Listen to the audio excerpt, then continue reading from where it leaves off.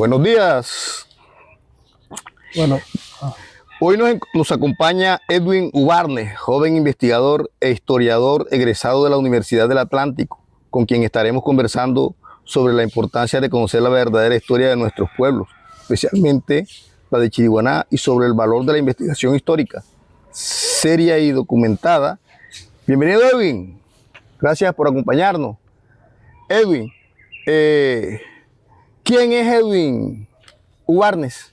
bueno, soy Edwin de Jesús Núñez Ubarnes, soy historiador de profesión de la Universidad del Atlántico. Ejerzo como docente ahora en San Roque, en el Colegio Agustín Rangel. Y bueno, soy de aquí de la Sierra, nativo de la Sierra, y bueno, con toda la disposición de a veces aclarar ciertos pormenores que atañen a cimentar la cultura y la historia en nuestro municipio, y servir de abanderado porque soy el único prácticamente historiador del centro del Cesar, por decirlo así, y más que todo ¿Que se ha formado en eso? Es una deuda moral que tengo hacia estos territorios. Además de eso, pues hay personas que empezaron a investigar y empezaron a construir, y hoy día también se les considera como historiadores. Tenemos, por ejemplo, la destacada importancia en esto, como lo es el doctor Simón Martínez Ubarnes. Claro, ¿cierto? que ha hecho una gran investigación y grandes aportes a la historia y a la cultura nuestra. Sí, y es de gran importancia seguir esa ruta, ¿no? De sobra decirle que Simón Martínez es familiar directo mío, somos primos prácticamente, y somos primos, pues.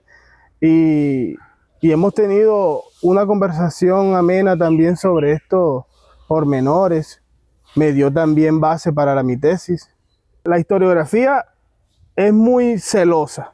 Bueno, cada persona es celosa con lo que estudia, ¿no? Claro. Y por lo menos un abogado no va a decir, viene un enfermero a hablar de un abogado, ¿no? Claro. Y así sucesivamente. En la historia pasa lo mismo. A veces hay personas que se dedican a la historiografía, pero no tienen esa rigurosidad, esa técnica, y que sí se puede hacer, pero respetando las técnicas de historiografía. Por eso es que hay muchos vacíos, o que nos basamos o nos dejamos llevar por el hecho de que en la historia la llenamos de muchos anacronismos, y por eso hay que las técnicas tienen que ser bastante claras.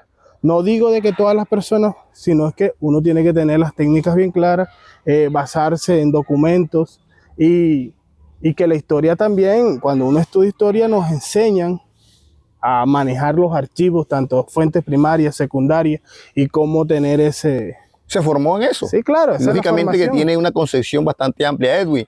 El pasado 6 de mayo, a través de las redes sociales, es más, la gobernación del departamento del Cesar celebraba el cumpleaños de Chiriguaná, 490 años de Chiriguaná, partiendo de la información que está en los anales de la historia, que el 6 de mayo de 1536 pasó por Chiriguaná Gonzalo Jiménez de Quesada, iba en camino en busca del Dorado.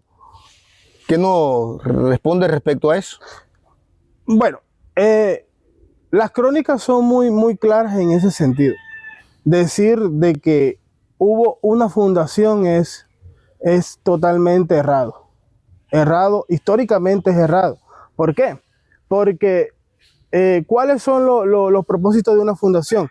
Que se asiente, que se forme una casa como tal, digamos, un pueblo como tal ahí, y desde ahí permanezca en el tiempo. Cosa que no ocurrió aquí en Chiriguaná. Aquí solamente estuvo unos días, se encontró con unos indios, y eso lo documentó, y ya, no fue una...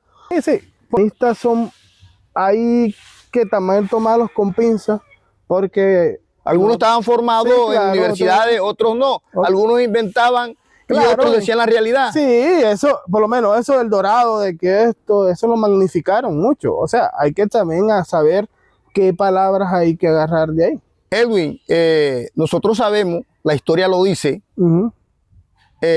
que Ambrosio de Alfinger, que hacía parte de la casa de los Welser, una de las compañías que entraron aquí a lo que es hoy América para colonizar, Ambrosio de Alfinger estaba en Venezuela, pero Ambrosio de Alfinger se metió acá en lo que es hoy Colombia, tomando parte del Cesar, parte de lo que hoy es el Cesar y el Magdalena, y cuenta la historia que asesinó a más de 300 indios ladinos, entre ellos.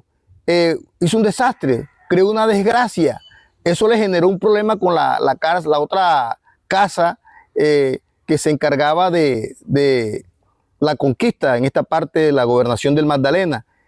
Ese sinnúmero de atrocidades que cometió en 1531 y 1533 Ambrosio de Alfinger de pronto fue antes lógicamente, de 1536. Algunas personas dicen de pronto, con un argumento lógico, y lo mismo que decían de pronto cuando se celebró el descubrimiento de América, que decían que ¿qué celebramos? La matazón que hubo, la desgracia que hubo. En este caso, creo que debemos dejar claro que en Chiriguaná, por lo que entiendo, por ejemplo, en el libro que escribí sobre Chiriguaná, Historia y Cultura, tomé esa parte, pero quise más que todo reseñar que para hablar de cuántos años tiene Chiriguaná, particularmente deberíamos partir de 1536, porque es la información cuando uno empieza a hacer las pesquisas, nos encontramos con esa información más precisa y es como de pronto partir de allí para decir de pronto que Chiriguaná tiene tantos años. En este caso, hasta hoy, el 6 de mayo de este año, 2026, tiene 490 años. ¿Por qué? Porque los alumnos preguntaban, profe, ¿y cuántos años tiene Chiriguaná? Profe, ¿y cuántos años tiene Chiriguaná?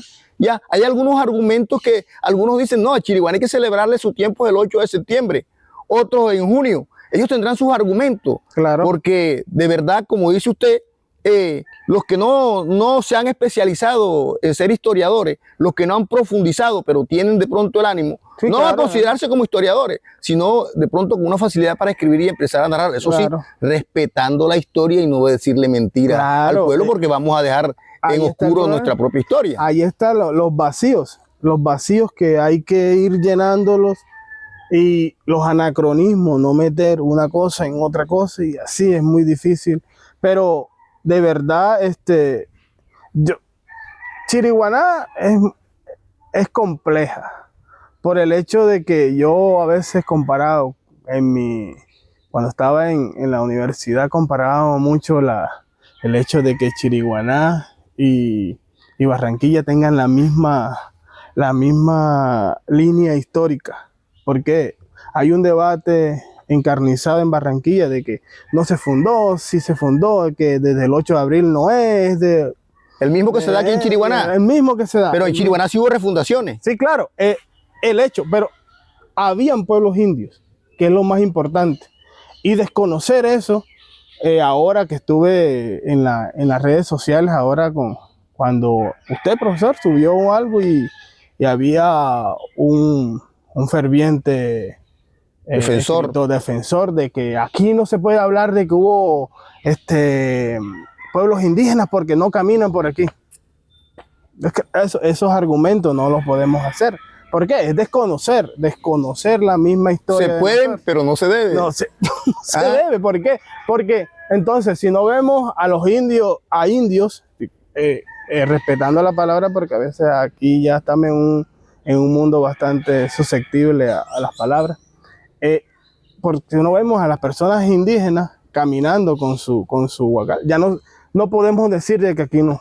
¿Cómo vamos a decir eso? Edwin, gracias por esta entrevista. Sí, hay que hacer una entrevista más a fondo, sí, para que planteemos esos aspectos de la técnica de investigación, claro, esos aspectos de pronto que le dan a usted potestad para hablar, porque es que usted es formado en la Universidad del Atlántico, claro, sí, como historiador. Edwin, gracias. Dios te bendiga, Edwin. Bueno, amén.